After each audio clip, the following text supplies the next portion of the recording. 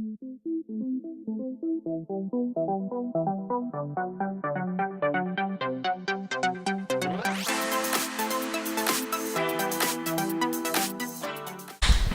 Bonnet, bonjour. Bonjour. Vous venez de sortir un livre, La deuxième guerre d'Algérie, qui retrace, entre autres, les événements dramatiques de Tibérine. À ce sujet-là, est-ce que vous pourriez nous dire quelques mots sur la présence, l'histoire et la présence chrétienne qui a conduit à la création de ce foyer, de ce monastère de Tibérine où vous avez été, je crois? Voilà. Oui, je suis allé à plusieurs reprises à Tibérine.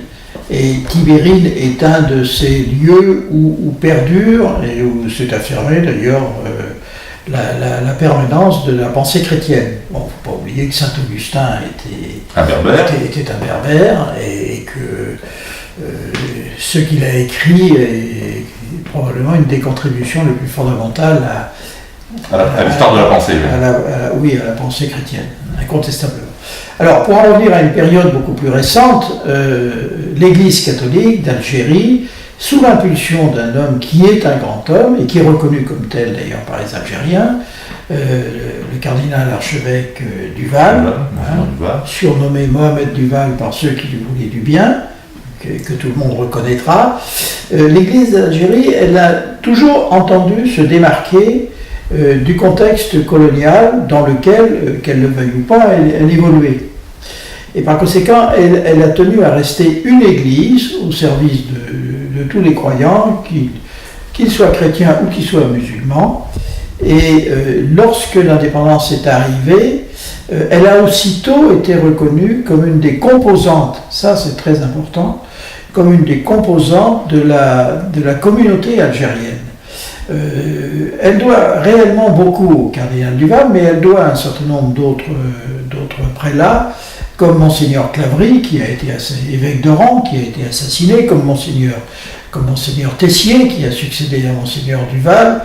Et cette permanence de l'Église catholique d'Algérie a été fortement encouragée par le Vatican. Le Vatican a pris sur l'ensemble des problèmes qui se posent dans le bassin méditerranéen à la communauté chrétienne, il a toujours pris des positions très claires et à mon avis très courageuses et très lucides.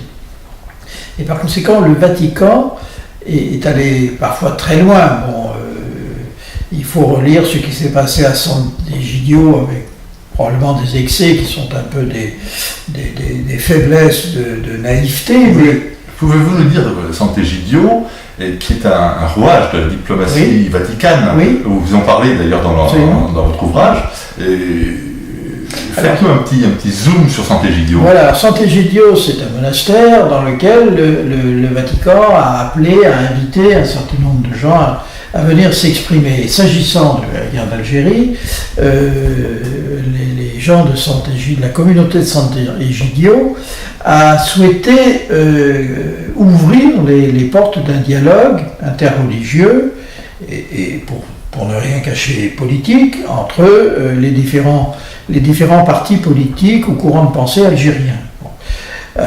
En son temps, cette initiative a été délibérément ignorée par le gouvernement algérien. Pour des raisons que je comprends d'ailleurs, et que dans une large mesure je partage, parce que ce n'était pas le lieu, mais ça n'était pas le moment de discuter avec le Front islamique du salut, mais bon, si l'on veut en rester à l'intention, et l'intention vaut l'action, selon Kant, eh bien, indiscutablement, si on veut rester à l'intention, les intentions de Sant'Egidio sont les bonnes. Bon, alors, revenons à ce vaste sujet qui est celui de la présence du christianisme et de courants de pensée chrétiens et de communautés chrétiennes au sein d'un pays qui a comme religion officielle l'islam. Je crois que l'Église a parfaitement joué son rôle et que dans le drame de Tibérine, loin de mettre de l'huile sur le feu, elle a compris ce qui s'est passé et elle a participé à la quête de la vérité.